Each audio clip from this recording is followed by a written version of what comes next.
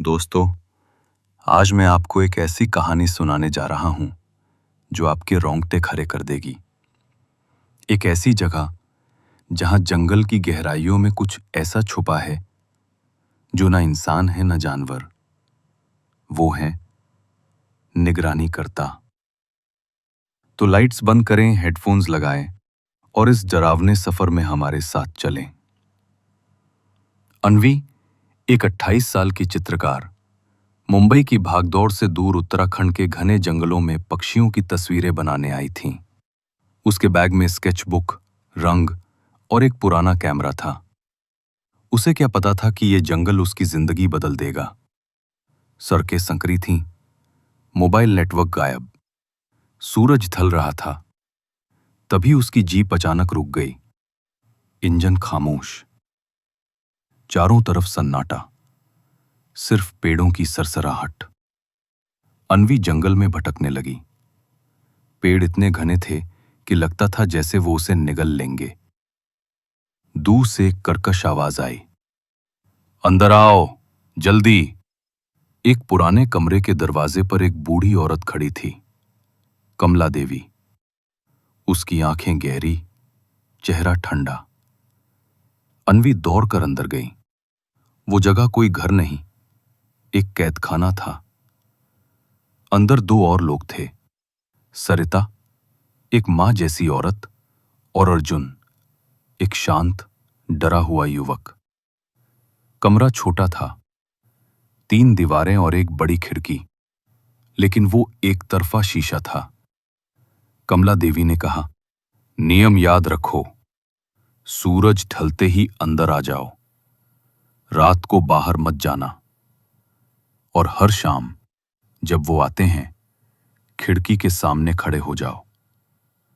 उन्हें देखो, वो तुम्हें देखेंगे। अन्वी को हंसी आई। भूत, राक्षस, ये क्या बकवास है। लेकिन सरिता की आंखों में आंसू थे। वो जंगल के निगरानी करता है। महीनों से हम फंसे हैं। बाहर निकलने की कोशिश की, लेकिन जंगल रास्ते बदल देता है। अर्जुन ने एक पुरानी किताब दी। उसमें लिखा था, जंगल के प्राणी जो इंसानों को कैद करते हैं, जैसे कोई शो। वो हमें देखते हैं और हमें उनके नियम मानने पड़ते हैं। रात हुई, कमरे में सन्नाटा, सिर्फ 4 लोगों की सांसें। सब खिड़की के सामने खड़े हो गए। बाहर अंधेरा, फिर एक खर्राटे जैसी आवाज, लंबी पतली परछाइयां, बड़े कान, लंबे हाथ, चमकती आंखें। वो खिड़की के पास आए, घंटों तक घूरते रहे। उनकी सांसें शीशे पर भाप बन गई थीं। सुबह अर्जुन ने कहा, एक गड्ढा है, वहां कुछ छुपा है।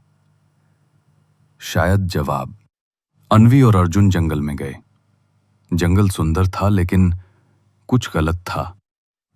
पेड़ बिना हवा के हिल रहे थे, पक्षी चुप थे। गड्ढे में एक पुराना कैमकॉर्डर मिला। उसमें वीडियो था।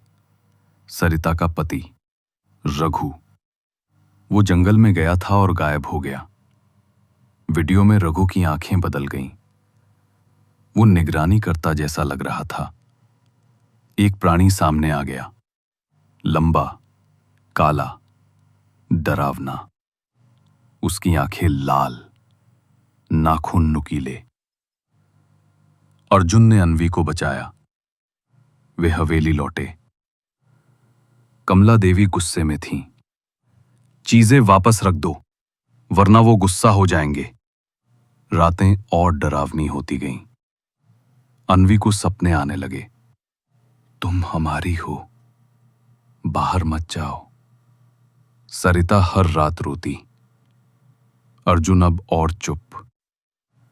कमला देवी कहती, ये प्राणी इंसानों की नकल करते हैं। वो चाहते हैं कि हम उनके जैसे बने। एक रात बाहर से रघु की आवाज आई, सरिता, मुझे अंदर आने दो। सरिता दौड़ी, लेकिन कमला देवी ने उसे रोक लिया। वो रघु नहीं है, वो नकली है। अचानक खिड़की पर धमाका, शीशा टूट गया। प्राणी अंदर घुस आए। अर्जुन ने लड़ाई की, लेकिन वो कमजोर था। अन्वी ने कैमकॉर्डर उठाया। वीडियो में देखा, प्राणी आग से डरते हैं। उसने लाइटर जलाया, आग फैली, प्राणी पीछे हटे।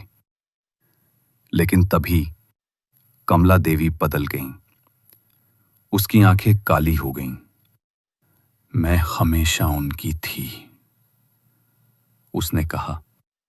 अन्वी ने उसे धक्का दिया। आग फैल गई, जंगल जलने लगा। अन्वी और सरिता भागीं। जंगल अब रास्ता दिखा रहा था। सरिता थक गई, वो रुक गई। अन्वी अकेली शहर पहुंची। अन्वी बच गई, लेकिन वो पहले जैसी नहीं थी। हर रात वो खिड़की के पास खड़ी होती, बाहर देखती। परछाइयां अब भी थीं। निगरानीकर्ता अब भी देखते थे। वो हमेशा देखते हैं।